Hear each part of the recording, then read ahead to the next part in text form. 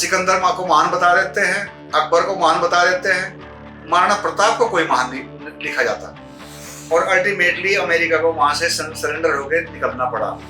उनको ले जाया गया वहां पे, उन्होंने महाराणा प्रताप के दर्शन किए और वहां से थोड़ी सी मिट्टी अपने पास उन्होंने रखी, इस उम्मीद में कि महाराणा प्रताप जैसे शूरवीर हमारे यहाँ भी पैदा हो। अमेरिका या किसी भी सुपर पावर से डरने या घबराने की जरूरत नहीं है। दोस्तों, आज के वीडियो में हम लोग एक ऐसी पर्सनैलिटी से मिलने वाले हैं जिन्होंने कि अपनी लाइफ और जो है देश के लिए भी जो बहुत सारा काम करा है। तो दोस्तों जो है वो एक एयरफोर्स के जो है जवान है और उन्होंने जो है अलग अलग चीजें जो है कर चुकी है।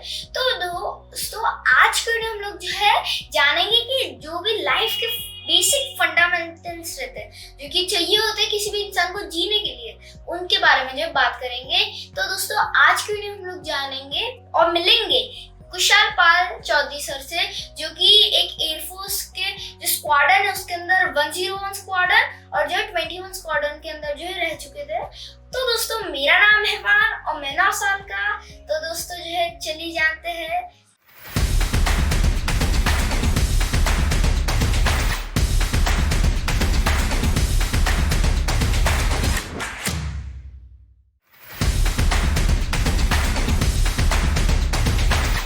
चलिए मिलते कुशाल पाल सर से, जो कि जैसे कि मैंने आपको बताया कि स्क्वाड्रन में थे एयरफोर्स के और उनको जो एक्सपीरियंस है। तो जो है आज के पॉडकास्ट में हम लोग उनसे नॉलेज लेने वाले, जो भी लाइफ की जो बेसिक्स प्रिंसिपल रहते हैं उसके बारे में जानेंगे कि चाहे कितनी भी बड़ी टेक्नोलॉजी आ जाए पर जो है वो बेसिक लाइफ को जो है प्रिंसिपल जरूरी है। तो कुशाल पाल सर आप कैसे हैं? थैंक यू वान, मैं ठीक, उम्मीद है आप भी ठीक हो गए। और बड़ा अच्छा लगा जानकर कि आपका इंटरेस्ट अच्छी बातें सीखने में है। और आपके डैडी से भी बाद में चर्चा हुई है, तो उन्होंने आपके बारे में बताया था, तो ये मेरा सौभाग्य है कि आपसे मिलने का मौका मिला। Thank you. नमस्ते। नमस्ते। तो कुशाल पाल सर, अभी मेरे को एक चीज जाननी है जो कि मतलब आप थोड़ा एक्सप्लेन कर दीजिए, जो कि आज के टॉपिक में आज के पॉडकास्ट में हम लोग जानने वाले, जो भी आप नॉलेज देंगे यंगस्टर्स को, तो थोड़ा ब्रीफ कर दीजिए। हेलो, नमस्कार। आज के सेशन में हम विवान से थोड़ा सा जिंदगी की जो फंडामेंटल चीजें हैं, बेसिक चीजें हैं, वो डिस्कस करने वाले हैं कि इस भागदौड़ की दुनिया में, इस भागदौड़ के दौर में, पोल्यूशन के उसमें हर आदमी एडवांस टेक्नोलॉजी के पीछे भागदौड़ कर रहा है और अपनी बेसिक चीजें भूल रहा है। तो हम बताने वाले हैं कि हमें एडवांस टेक्नोलॉजी को तो जरूर फॉलो करना चाहिए, लेकिन अपने बेसिक ट्रेंड्स जो हैं, फंडामेंटल वैल्यूज, उनको कभी भी फॉरगो और नेग्लेक्ट नहीं करना है। क्योंकि अगर हम उन्हीं को एक बार इग्नोर कर देंगे तो फिर बाकी सब चीजें हमारे लिए फ्रूटफुल नहीं बन पाएंगी। तो कुशाल पाल सर, पहले आप अगर प्रिंसिपल बताओ, उससे पहले जो है मेरे को ये जानना है कि आपकी जर्नी क्या है, आपके जो लाइफ में ऑब्स्टिकल्स आए एयरफोर्स के अंदर, आप एयरफोर्स के अंदर कैसे गए, उधर आपके कुछ किस्से बताइए, जैसे कि आप मेरे को उधर बैठ कर बता रहे थे, अलग अलग किस्से बताइए। अभिमान ऐसा है, you might have heard कि defense word itself defines something special. Yes. Defence service का बेसिक पर्पस क्या है? To protect, to safeguard our country from the enemy forces. और enemy terrorists. Whatever. तो कोई भी डिफेंस पर्सनल हो, जो वो एक जवान है कि एक जनरल है, उसका बेसिक मोटो होता है कि how to protect his motherland from the hands of enemies. Yes. उसके लिए ये तो एक सोल मोटो हो गया। अब इसके पीछे होमवर्क और बैकग्राउंड कितना लंबा चौड़ा है वो थोड़ा सा बता दूं मैं आपको कि डिफेंस पर्सनल के लिए सबसे जरूरी चीज होता है struggle and will power. Struggling stamina उसको होना ही होना चाहिए, बहुत बड़े अमाउंट में होना चाहिए।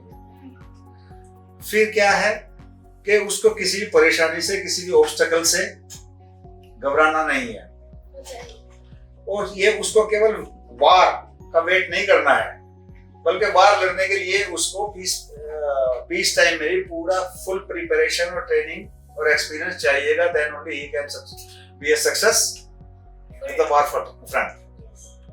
अच्छा जी, तो हमने अपने सर्विस पीरियड के दौरान बहुत से एक्सीडेंट इंसिडेंट्स देखे हैं और बहुत कुछ अजीबोगरीब भी देखा है।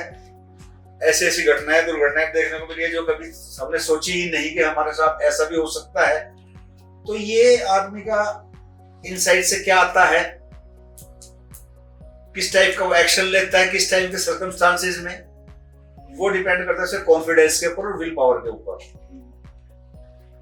अच्छा, तो there is a proverb, more you sweat in peace less you bleed in war. जितना आप लड़ाई शांति काल में संघर्ष करोगे, पसीना बहाओगे, जितनी तैयारी करोगे, उतना ही आपको वार टाइम में खून कम बहाना पड़ेगा।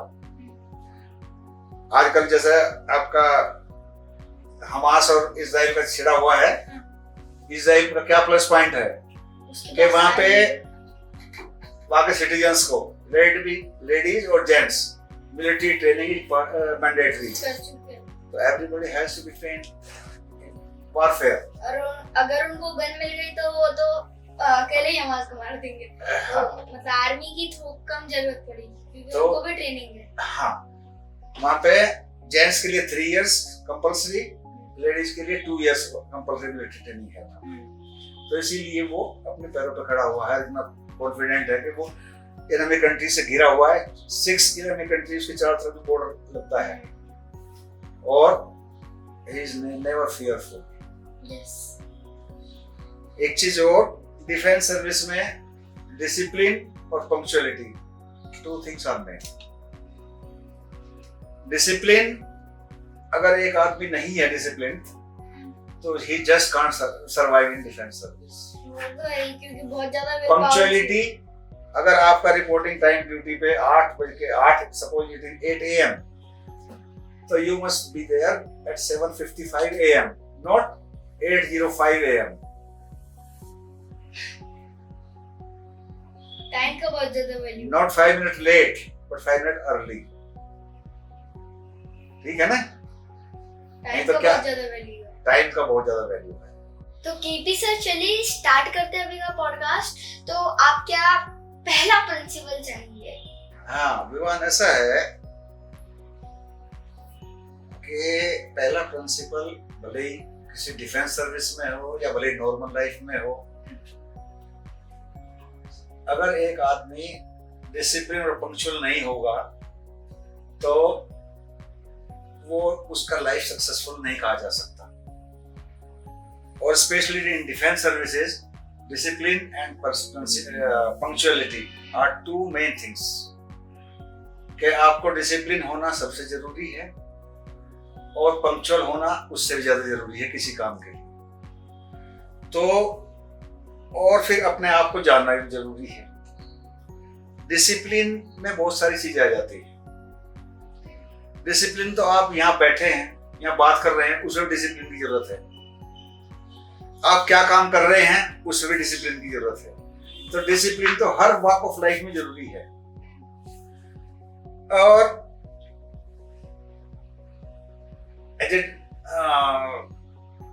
ex Air Force personnel, I can suggest you, and I have myself experienced, कि डिफेंस पर्सनल के लिए तो डिसिप्लिन फर्स्ट एंड फॉरमोस्ट चीज है। बहुत जरूरी। अच्छा, वेदर उसका यूनिफॉर्म पहनने का बारे में हो, उसके खाने के बारे में हो, उसका सोने उठने जगने के बारे में हो, हर चीज डिसिप्लिन होनी चाहिए। बहुत ज्यादा। हाँ जा, फिर बाकी चीजें आती हैं कि वो किस तरह से ट्रेनिंग ले रहा है, किस तरह से अपना काम कर रहा है। डिसिप्लिन बहुत जरूरी है। तो फंडामेंटल चीज जो है, पहले डिसिप्लिन होना चाहिए आपको अपनी बॉडी और हेल्थ के लिए। फिजिकल फिटनेस बहुत जरूरी है और उसके लिए भी डिसिप्लिन बिना काम नहीं चलेगा आपको। सपोज करो ये जो है स्टमक आपका, ये पूरी बॉडी का जंक्शन बॉक्स है। हर बीमारी आपके इंडाइजेशन जब होता है वहां से शुरू होती है और शरीर में फैलती है। तो पहले आपका जो खाना खाते हो वो सही तरीके से पचना चाहिए। उसके लिए क्या चाहिए कि आपको अपने खाने का टाइम, अपने सोने जगने का टाइम, उसी में आपको डिसिप्लिन होना पड़ेगा। आप सपोज लंच करते हैं 1 बजे, वो 1 बजे के बजाय 12:30 बजे तक कर सकते हैं, 1:30 बजे तक कर सकते हैं। ये नहीं कि उधर 10 बजे के बाद में शाम को 8 बजे खाना खा लें डायरेक्ट डिनर, ठीक या शाम को 4 बजे लंच खा रहे हैं लेट। तो खाने का टाइम प्लस सोने का टाइम, अगर आपको रात को सोने का टाइम 10 बजे है और सुबह 5 बजे उठने का है तो इसमें आप 15-20 मिनट प्लस माइनस कर सकते हैं। इससे ज्यादा करेंगे तो नुकसान ही है। तो डिसिप्लिन और पंक्चुअलिटी जिंदगी के हर क्षेत्र में बहुत जरूरी है। तो भी आपके जो मतलब जैसे कि आपको एयरफोर्स की बहुत ज्यादा मतलब एक्सपीरियंस है, तो अभी बताइए आपका कुछ किस्से है, रियल लाइफ किस्से है? एयरफोर्स एक्सपीरियंस की जहां तक बात है, समझ एक एयरक्राफ्ट सुबह 7 बजे टेक ऑफ करता है, फाइटर एयरक्राफ्ट। उस फाइटर एयरक्राफ्ट नॉर्मली एक ही फाइटर पायलट जाता है, उसमें एक ही सीट होती है बैठने की ज्यादातर। तो जब हम ऊपर देखते हैं आसमान में हवाई जहाज को उड़ते हुए, तो एक हवाई जहाज है, एक पायलट उड़ा रहा है, लेकिन उसके पीछे कितने लोग और कितना वर्क फोर्स और कितना सिस्टम लंबा चौड़ा काम कर रहा है, बहुत ज्यादा। You are just not aware of it. एक हवाई जहाज फाइटर अगर 7 बजे सुबह उड़ता है, टेक ऑफ करता है, तो जो उसकी ग्राउंड फोर्स है वो घर से 4 बजे सुबह निकलना पड़ता है उसको उस हवाई जहाज को रेडी करने के लिए। उसमें टेक्निकल, नॉन टेक्निकल, टेस्टिंग, ये वो, मेडिकल, इतना होमवर्क और ग्राउंड वर्क होता है कि पायलट भी आएगा, वो अपना होमवर्क करके आएगा पहले, और वो सपोज 6:30 पे आएगा एयरक्राफ्ट के पास में, लेकिन 6:30 से पहले वो अपना बहुत कुछ काम कर चुका होगा, तो वो 6:30 पे आएगा और आपसे एयरक्राफ्ट टेक ओवर करेगा, तब वो लेके जाएगा। तो कोई भी काम करने के लिए उसके पीछे लंबा चौड़ा होमवर्क होता है। और फिर मैं उसी चीज पर आऊंगा कि लंबा चौड़ा होमवर्क करने के लिए डिसिप्लिन प्लस पंक्चुअलिटी बहुत जरूरी, 2 थिंग्स आर द मेन। तो अभी आप बताइए, जो अभी आपने बताया पंक्चुअलिटी और डिसिप्लिन के बारे में, और कोई भी चीज रहती है जरूरी? हाँ, why not. In third place, I can say that you can put courage and obstacles. जिंदगी में कभी भी मुश्किलों से, कठिनाइयों से घबराना नहीं चाहिए। आप एक छोटी सी मिसाल मकड़ी को ले सकते हैं। घरों में मकड़ी के ज्यादा होते हैं। मकड़ी की क्या खूबी होती है, वो बार बार नीचे गिरती है और फिर ऊपर चढ़ती है। मैं आज एक छोटा सा वाकया बताना चाहता हूं आप लोगों को कि केवल रुपया, पैसा, पावर, ये सब समृद्धि, ये सब सफलता की निशानी नहीं होती। इतिहास गवाह है कि अमेरिका और वियतनाम का युद्ध एक बहुत लंबे टाइम तक चला और अल्टीमेटली अमेरिका को वहां से सरेंडर होकर निकलना पड़ा। और इस चीज से बहुत कुछ सीखने को मिलता है, बहुत कुछ महसूस करने को मिलता है कि एक वियतनाम एक पिछड़ा हुआ देश, लेकिन वो इतना विल पावर उसकी इतनी मजबूत निकली कि उसने अमेरिका जैसे सुपर पावर को वापस जाने के लिए मजबूर कर दिया अपने यहाँ से। तो एक बार अमेरिका के राष्ट्रपति भारत यात्रा पे आए थे, तो हमारे यहाँ उन्हें राजघाट पर आगरा के ताजमहल दिखाया गया और इस तरह से जो दिल्ली और आसपास ये चीजें हैं उन्हें तो घुमाया गया।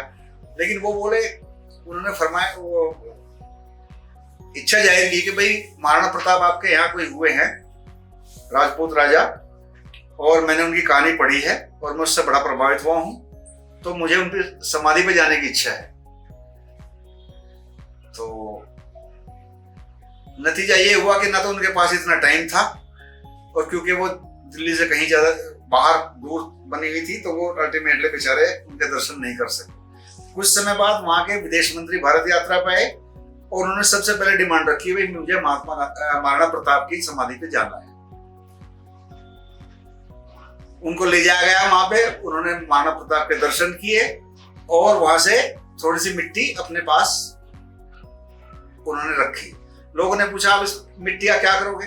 तो उनका जवाब ये था कि इस मिट्टी को मैं अपने देश की मिट्टी में जाकर मिक्स करूंगा, कम से कम इस उम्मीद में कि महाराणा प्रताप जैसे शूरवीर हमारे यहाँ भी पैदा हों तो फिर हमें अमेरिका या किसी भी सुपर पावर से डरने या घबराने की जरूरत नहीं है। तो और हमारे यहाँ ताज्जुब की बात यह है, सिकंदर माँ को महान बता देते हैं, अकबर को महान बता देते हैं, महाराणा प्रताप को कोई महान नहीं लिखा जाता। तो इसलिए मैं कहना चाहता हूं, हम अपनी संस्कृति को, अपने इतिहास को भूल कर चल रहे हैं और उसके केवल आर्टिफिशियल चीजों के पीछे दौड़ रहे हैं। ये हमारे काम ज्यादा टाइम तक नहीं आएगी। तो दोस्तों अभी जो बहुत सारी लर्निंग जानने को मिली केपी सर से, क्योंकि उन्होंने बताया, जो भी मैं आपको समराइज कर देता हूँ, जो भी चीजें हमने जानी, जैसे कि पहले पंक्चुअलिटी जानी, डिसिप्लिन जाना, जो कि बहुत जरूरी रहता है एक पूरी जो भी आर्मी रहती है डिफेंस के अंदर, दोस्तों जो बहुत ज्यादा जरूरी चीज रहती है। और जैसे कि मैं भी एथलेटिक्स करता हूँ, तो मेरे कोच भी जो बोलते हैं ये सब चीज जो है डिसिप्लिन, ये सब जो बहुत ज्यादा जरूरी रहता है दोस्तों। और ये पंक्चुअलिटी भी बहुत ज्यादा जरूरी रहती है। और जैसे कि सर ने भी बताया, और जो है दोस्तों हमने समझा कि फेलियर ऑब्स्टिकल्स जो है उसको जो है उससे घबराने का नहीं, उसको जो है पार कर लेने का, जो बिना घबराए जो पार करने का। क्योंकि जो है जैसे कि उन्होंने बताया कि हार के आगे जीत है दोस्तों। और उन्होंने जैसे कि स्टोरी बताई महाराणा प्रताप सर की, कि जैसे कि बहुत सारे जो है लोग जो इंडिया के अंदर उतना जो है उनको इज्जत नहीं है महाराणा प्रताप की, उतना लोग जो है जानते नहीं उनके बारे में।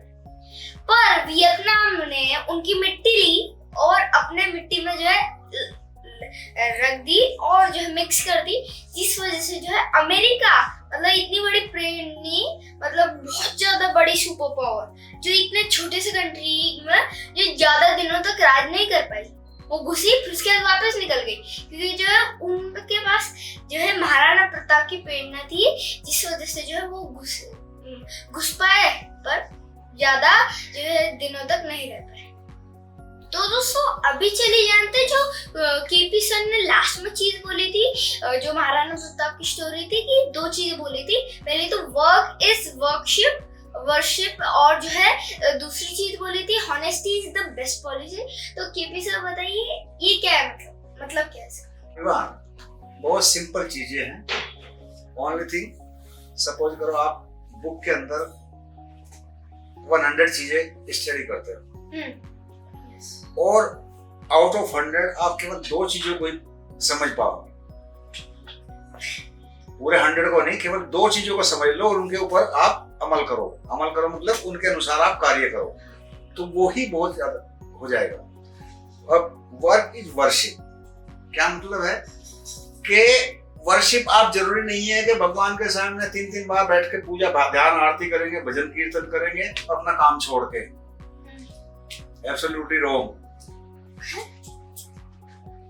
आप भगवान का ध्यान कभी भी मन में भी कर सकते हैं, 2 मिनट में ध्यान कर सकते हैं, लेकिन अब अगर आप अपना काम ही करना, एक मेन प्रायोरिटी होनी चाहिए आदमी की कि भाई हमारा पूजा के लिए भले ही हम एक बार को भूल जाएं, लेकिन अपने काम के बारे में बिल्कुल नहीं भूलना चाहिए। आपको फोकस अपने काम पे रहना चाहिए और फुल कंसंट्रेशन और एनर्जी अपने काम के ऊपर ही आपको लगानी है, तभी आपको रिक्वायर्ड रिजल्ट्स मिल पाएंगे।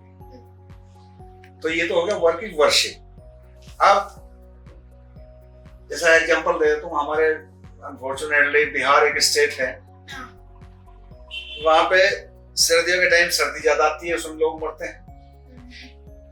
गर्मियों में गर्मी ज्यादा पड़ती है, लू से मरते हैं लोग। बारिश के दिनों में बाढ़ ज्यादा आती है, वहां भी कैजुअलिटी ज्यादा होती है। ये हमारा दुर्भाग्य है कि वहां इस तरह से कुदरत का कहर कुछ ज्यादा होता है। लेकिन उसके पीछे एक और कारण भी है कि वहां पे लोग बाग वर्क में कम विश्वास करते हैं, वर्शिप में ज्यादा। ये नहीं कि फावड़ा उठा के अगर एक कोई नदी का बांध टूटा है तो गांव के लोग फावड़ा उठा के उसको मिट्टी उड़ा के पानी को रोकने का काम करें ताकि पानी दूसरी तरफ डाइवर्ट हो जाए। तो भगवान जी के आगे बजाने लगेंगे, ढोल मजीरा कीर्तन करने लगेंगे कि बाढ़ से बचाओ, बाढ़ से बचाओ। ऐसे तो बाढ़ से बचने का कोई तरीका नहीं, वो तो खुद का पुरुषार्थ करना पड़ेगा आपको, तभी बाढ़ से बचा जाएगा। डैम बनाने पड़ेंगे, मिट्टी से रोकना पड़ेगा, तभी आप अपना संपत्ति बचा सकते हैं। तो work is the first and foremost thing, कहने का मतलब मेरे लिए। दूसरा, honesty is the best policy. आप अपने डेली वॉक ऑफ लाइफ में आप सुबह शाम तक बहुत सारे काम करते हैं, लेकिन अगर आप क्रेडिबिलिटी के साथ, ऑनेस्टी के साथ काम नहीं करेंगे तो उसका चीज का भी रिजल्ट, उन कामों का रिजल्ट भी आपको अच्छा नहीं मिलेगा। तो अभी बताइए, जो honesty is the best policy आपने बताई थी, वो उसका मतलब क्या है? हाँ, पहली बात तो ये है कि आप एक आम इंसान समाज में रहता है, उसका हर तरह के इंसान से पाला पड़ता है, अच्छे से भी, बुरे से भी, विद्वान से भी, झूठे से भी, सच्चे से भी। तो आपका आचरण जो होना चाहिए, it should be full of honesty, यानी कि आपका चरित्र, character should be of A high class and quality. झूठ, फरेब, धोखाधड़ी नो। जिम्मेदारी, रेस्पॉन्सिबिलिटी 100%, वो भले ही अपने लिए हो या समाज के लिए हो, या सपोज आप कहीं जॉब कर रहे हैं उस विभाग के लिए, तो वो ईमानदारी आपके हर काम में झलकनी चाहिए। क्रेडिबिलिटी हर काम में जाहिर होनी चाहिए। अब सपोज एक पुलिस का कांस्टेबल है, गवर्नमेंट से उसको ड्यूटी दे दी गई कि आपको ये काम ईमानदारी के साथ करने हैं, ये आपके ड्यूटीज हैं, और उनमें कुछ वो घालमेल करता है, सही तरीके से अपनी ड्यूटी नहीं करता, या लोगों के साथ गलत व्यवहार करता है, दुर्व्यवहार करता है, उनके कानून के अनुसार जो उसको मदद करनी चाहिए लोगों की वो नहीं करता है, तो ये सब चीजें विल बी कॉल्ड डिसऑनेस्टी। चारित्रिक खनन बिल्कुल नहीं होना चाहिए। कैरेक्टर एक बहुत बड़ा, एक शब्द छोटा है लेकिन इसमें बहुत कुछ आ जाता है आदमी के चरित्र में। चारित्रिक पतन जब एक इंसान का हो जाता है, वो कहते हैं कि if money is lost, something is lost, but if character is lost, then everything is lost. तो अगर चरित्र, आप अपने ड्यूटी के प्रति कमिटेड नहीं है, तो इसका मतलब आपका चरित्र सही नहीं है, आप ऑनेस्ट नहीं है अपने काम के लिए, आप फुल्ली कंसंट्रेशन नहीं कर रहे हैं, फोकस नहीं कर रहे हैं, आप ईमानदार नहीं है। महाभारत का उदाहरण सुना होगा आपने, कौरव पांडवों के गुरु द्रोण थे, इनके शस्त्र शिक्षा दिया करते थे। एक बार उन्होंने सोचा कि चलो आज शिष्य को परीक्षा लेते हैं, उन्होंने एक लकड़ी की चिड़िया पेड़ की डाल में बैठा दी और एक एक राजकुमार को बुलाया कि भाई पहले दुर्योधन आए कि हाँ भाई बताओ क्या देख रहे हो तुम, निशाना लगाना है, तुम बताओ क्या क्या दिखाई दे रहा है। उन्होंने बताया कि जी मुझे आसमान दिखाई दे रहा है, लाल सूरज दिखाई दे रहा है, बादल दिखाई दे रहे हैं, और पेड़ दिखाई दे रहा है, पत्ते दिखाई दे रहे हैं, और वहां चिड़िया दिखाई दे रही है। आचार्य द्रोण ने कहा ठीक है तुम वापस बैठो। फिर दूसरे राजकुमार को बुलाया, उसे भी इसी तरह का कुछ चीज दिखाई दिया, उनको वापस उठाया। लास्ट में अर्जुन को बुलाया, बोला कि आपको क्या दिखाई दे रहा है। अर्जुन का केवल एक जवाब था कि मुझे और कुछ नहीं दिखाई दे रहा है, केवल चिड़िया की आंख दिखाई दे रही है जहां मुझे निशाना लगाना है। द्रोणाचार्य ने कहा कि निशाना लगाओ, और अर्जुन ने सफलतापूर्वक निशाना लगाया। क्यों लगाया? अर्जुन मान धनुर्धर क्यों हुए? क्योंकि उनका अपने काम पे फोकस था, कंसंट्रेशन था। तो कहने का मतलब ये है कि जो भी आप काम करो पूरी ईमानदारी के साथ करो, तत्परता के साथ करो, full energy, focus and concentration के साथ करो। और ये ऑनेस्टी भी यही है, अपने फर्ज के प्रति सच्चे रहो। तो ऑनेस्टी बेस्ट पॉलिसी।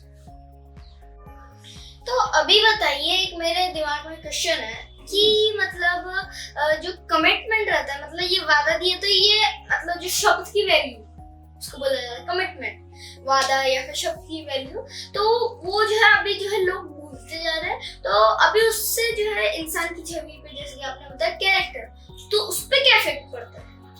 कमिटमेंट, आप एक चीज देख रहे हो, आप पार्क में घूमने जाते हो तो कहीं पॉलीथीन पड़ा हुआ है, कहीं मूंगफली के छिलके पड़े हुए हैं, कहीं पान थूकने का लाल निशान देखोगे आप।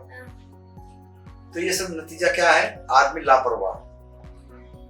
वो अपने घर में तो ये सब चीजें बिखरा के नहीं रखता, क्योंकि वो उसका पर्सनल घर है, निजी घर है, और पार्क है सार्वजनिक जगह, तो वहां के लिए उसकी कोई जिम्मेदारी नहीं समझता आदमी। स्पेशली हमारे भारतीय नागरिक के बारे में बता रहा हूं आप ये देखिए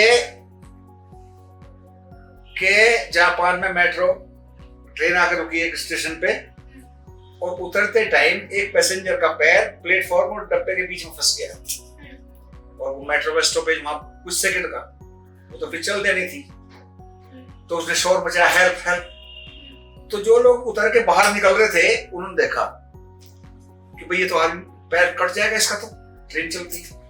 वो सब इकट्ठे हुए, उन्होंने एक साइड से ट्रेन को पूरा उठाया, एक आदमी ने पकड़ के बाहर उसका पैर निकाल लिया। तो ये होता है कमिटमेंट टू ड्यूटी। बचा लिया उसको बेचारे को, नहीं तो ट्रेन चल देनी थी, कुछ देर में उसका पैर कट जाता। तो जिम्मेदारी होनी चाहिए अपने फर्ज के लिए, वो होता है कमिटमेंट। हमारे यहाँ पार्क में घूमने जाते हैं तो ये हाल बहुत बुरा देखते हैं। सड़क पे गंदगी फैलाते जाते हैं लोग बाग, कहीं थूक रहा है, कहीं पेशाब कर रहा है, ये मतलब he is not committed to his responsibility। जबकि ये चीज होना बहुत जरूरी है। अगर अपने देश को, अपने गांव को, अपने मोहल्ले को साफ सुथरा बनाना है तो आपको अपने फर्ज के प्रति कमिटेड होना पड़ेगा। ये तो मैंने आपको बताया सोसाइटी के लिए, जहां समाज के लिए, अपने शहर के लिए। दूसरा चीज अपने स्वयं के लिए कमिटमेंट। अगर आप खुद के प्रति कमिट नहीं हो, suppose you are a sportsman, athletics, आप अपने हेल्थ के प्रति कमिटेड नहीं हो, ना टाइम पे सो के उठोगे, ना टाइम पे सोने जाओगे, ना टाइम पे खाना खाओगे, तो आपका जो है performance day by day down होगा। और अगर आप अवेयर हैं, अवेयरनेस है आपके अंदर कि नहीं मुझे जंक फूड से दूर रहना है, हेल्दी फूड के पीछे जाना है, तो ये आपका कमिटमेंट है आपकी हेल्थ के प्रति। अच्छा, फिर दूसरा, हम लोग सुबह शाम तक बहुत से लोगों के वास्ता पड़ता है, हम किसी से कोई वादा करते हैं तो किसी से कोई वादा करते हैं। जैसे कोई आपके फ्रेंड ने आपको बोला कि भाई वो 4 बजे आपको घर आएगा विजिट करने के लिए, आप तैयार होकर बैठे, मेरा फ्रेंड आ रहा है, उसको साथ बातचीत करेंगे, उसको वेलकम करेंगे और उसके साथ ये चीज करेंगे, और वो उस दिन नहीं आता है, तुम फोन करके पूछते हो शाम को 7 बजे, भाई आज क्यों नहीं आए? भाई आज तो मैं भूल गया था, कल को आऊंगा। तो how bad you will feel for that. तो कोई भी वायदा करो किसी से, कोई भी प्रॉमिस करो किसी से, वो जरूर पूरा करो एक जिम्मेदार नागरिक बनने के लिए। तो कमिटमेंट होना जिंदगी में बहुत जरूरी है। और specially in defence services commitment एक बेसिक चीजों के तौर पर पढ़ाया जाता है। अगर आप ट्रू नहीं हैं अपने प्रॉमिस पे, अपने कमिटमेंट पे, तो you won't be able to survive in defence service. किसी भी मिलिट्री पर्सनल से बात करके देखिए आप, you will find him committed to his job, committed to his field of work, committed to his society. तो कमिटमेंट तो फर्स्ट एंड फॉरमोस्ट चीज आपको डिफेंस पर्सनल होते हुए भी, एक रेस्पॉन्सिबल सिटीजन होने के नाते भी, आपको अगर कमिटमेंट नहीं पूरा करना जानते हैं तो आप एक सक्सेसफुल ह्यूमन बीइंग बन ही नहीं पाओगे।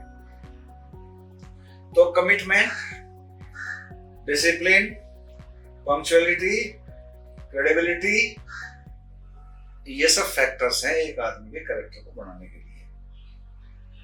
और जहां तक खुद का बारे में बात कर सकता हूं, आपकी अवेयरनेस जो है अपने फर्ज के प्रति, अपने हेल्थ के प्रति, अपने पेरेंट्स के प्रति, अपने टीचर्स के प्रति, वो आपके अवेयरनेस और रिस्पॉन्सिबिलिटी आपको होना बहुत जरूरी है। तो जैसे कि आपने जो बहुत सारी चीजें बताई, जो कि एक प्रिंसिपल, एक फंडामेंटल चीज होती है, चाहे कितनी भी बड़ी टेक्नोलॉजी आ जाए।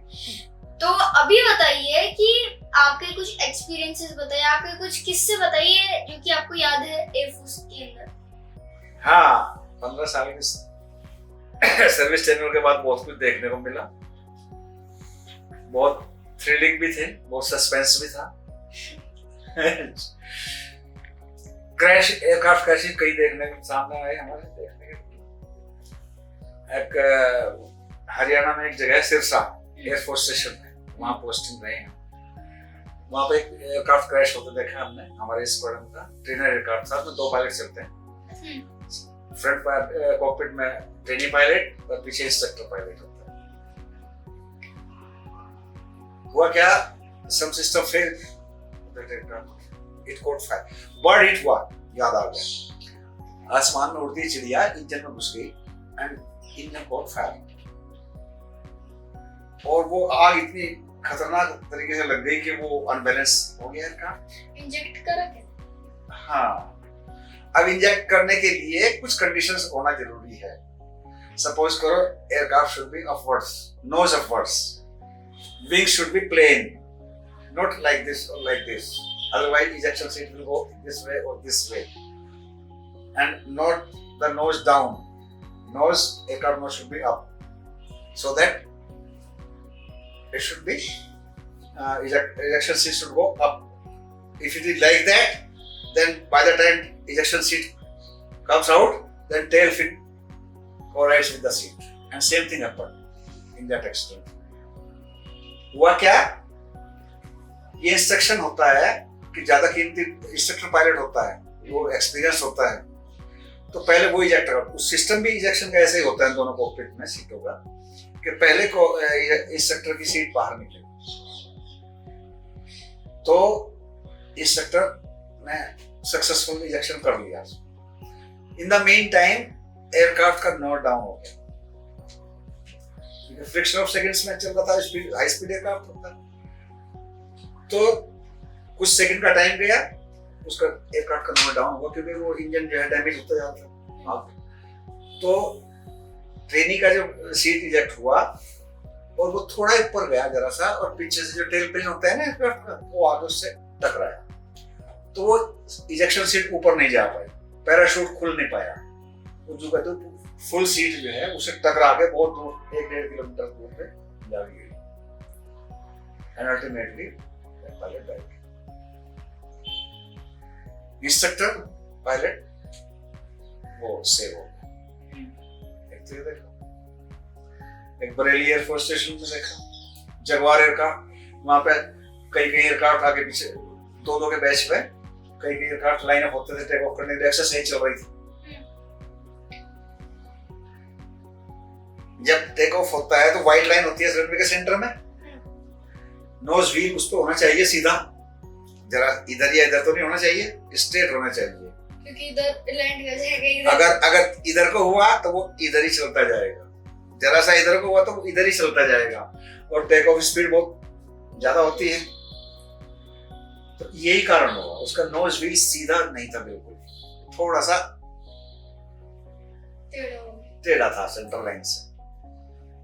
टेक ऑफ किया,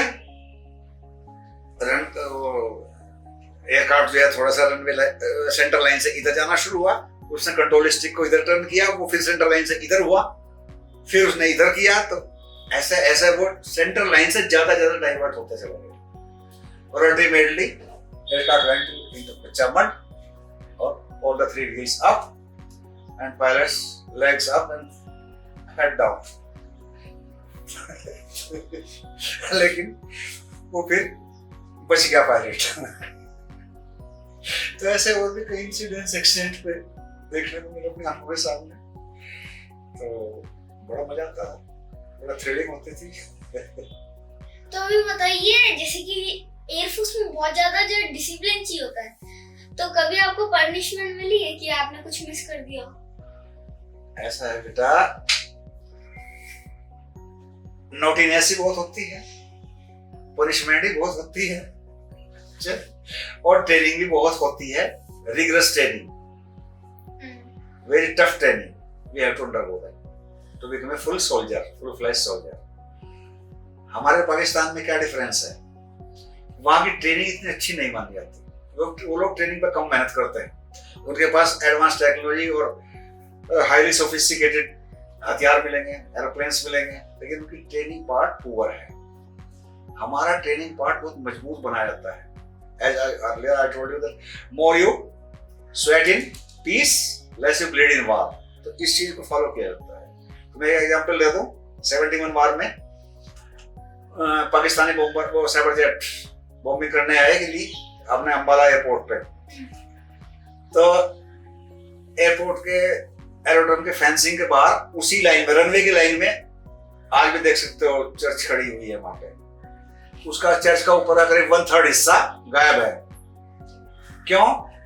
वो लोग बॉम्बिंग करने के लिए आए थे और उन्होंने रनवे को लॉक भी कर दिया था अपने टारगेट पे, लेकिन due to lack of training, due to less training, उनका ट्रिगर जो था, फायरिंग ट्रिगर, वो थोड़ा सा कुछ सेकंड पहले दब गया था और वो रनवे तक पहुंचने के बजाय उस चर्च के ऊपर के हिस्से को उड़ा दिया था उन्होंने। वो आज भी टूटा हुआ देख सकते हो वहां पे खड़ा हुआ। तो डिफरेंस क्या कि उन लोगों के पास सोफिस्टिकेटेड हथियार थे, एडवांस टेक्नोलॉजी वाले हथियार थे, लेकिन प्रॉपर ट्रेनिंग नहीं थी, जबकि हमारे यहाँ ट्रेनिंग बहुत प्रॉपर होती है और जो पनिशमेंट भी खूब मिलता है। ऐसे तो आदमी प्रॉपर ट्रेनिंग नहीं करेगा। तो इसलिए आपने जैसे पूछा, क्योंकि पनिशमेंट ही मिलते हैं, क्या होता है, सब कुछ होता है, तभी एक आदमी फुल फ्लैश सोल्जर बनता है। तो अभी बताइए, जो भी किसी को भी डिफेंस ज्वाइन करनी है, तो उसके लिए आप क्या बोलना चाहेंगे कि कैसे कर सकते हैं? डिफेंस ज्वाइन करना एक बहुत अच्छा विचार है। पहली बात, ये इसका गोल बहुत ही प्योर है, पवित्र है कि भाई आपने देश की रक्षा के लिए रक्षा करने का जज्बा आपके अंदर है। लेकिन डिफेंस सर्विस ज्वाइन करने के लिए आपको सबसे पहले फिजिकली फिट होना जरूरी है। बहुत ज्यादा फिजिकली फिट होना जरूरी है, अपने इरादे का पक्का होना जरूरी है, यानी कि विल पावर और स्ट्रगलिंग स्टेमिना आपके अंदर होना चाहिए। देश के लिए कुछ करने की जज्बा आपके अंदर होना चाहिए। उसके लिए आपको आपका शारीरिक और मानसिक विकास सही तरीके से होना चाहिए। और मेरे यंग जनरेशन को यही मैसेज हो सकता है कि भाई maximum people should join the defense service, but before that you prepare physically and mentally to become a successful soldier. तो दोस्तों अभी चलिए जानते जो भी चीजें हमने समझी। तो दोस्तों जो है पहले हमने समझा कि पंक्चुअलिटी और जो है आपको कॉन्फिडेंस जो है खुद पे होना बहुत जरूरी है, और जो है हमने समझा कि फेलियर से नहीं डरने का, और जो महाराणा प्रताप की जो स्टोरी थी कि उनकी मिट्टी को ले जाकर जो है इंडिया की मिट्टी को ले जाकर जो वियतनाम की मिट्टी में जो है मिक्स करा गया, फिर उसके जो है इतनी पावर थी इंडियन मिट्टी में कि जो है वियतनाम जो है यूएस से जो है फाइट बैक कर पाया, क्योंकि जो यूएस घुस गया था अंदर, और जो है वो ज्यादा दिनों तक रुकने वाला था पर नहीं रुक पाया, वो वापस चला गया जल्दी ही। दोस्तों जो कि पावर है और जो जिसकी की वैल्यू नहीं है कुछ कुछ इंडियंस को, और दूसरे ज्यादातर इंडियंस को, जो कि बहुत सारे लोगों को, बाहर के लोगों को है जो इंडियंस को नहीं, ये एक चीज सीखने को मिली। फिर उसके जो विल पावर होनी चाहिए आप में, फिर उसके जो है आपको फोकस होना चाहिए, जैसे कि अर्जुन का स्टोरी बताई महाभारत की, और जो है चर्च का बताया कि इंडियन आर्मी के पास जो ज्यादा ट्रेनिंग है, और जो उनकी पनिशमेंट्स के बारे में बताया, और उनके जो है बहुत सारा जो है जर्नी एक्सपीरियंस उसके बारे में दोस्तों जो है जाना। तो आई होप कि आपको जो है अच्छा लगा होगा, और दोस्तों जो आपको बहुत ज्यादा नॉलेज मिली होगी, क्योंकि जो एक एयरफोर्स की सिपाही से जो है मतलब जो रियल टाइम एक्सपीरियंस है वो जानने में जो है अलग ही जो है चीज रहती है, अलग ही जो है मजा रहता है दोस्तों। तो आज का वीडियो कैसा लगा बताना कमेंट बॉक्स में। तो दोस्तों जो है लाइक शेयर सब्सक्राइब करना ना भूलना पॉडकास्ट विद लंच चैनल को। Thank you.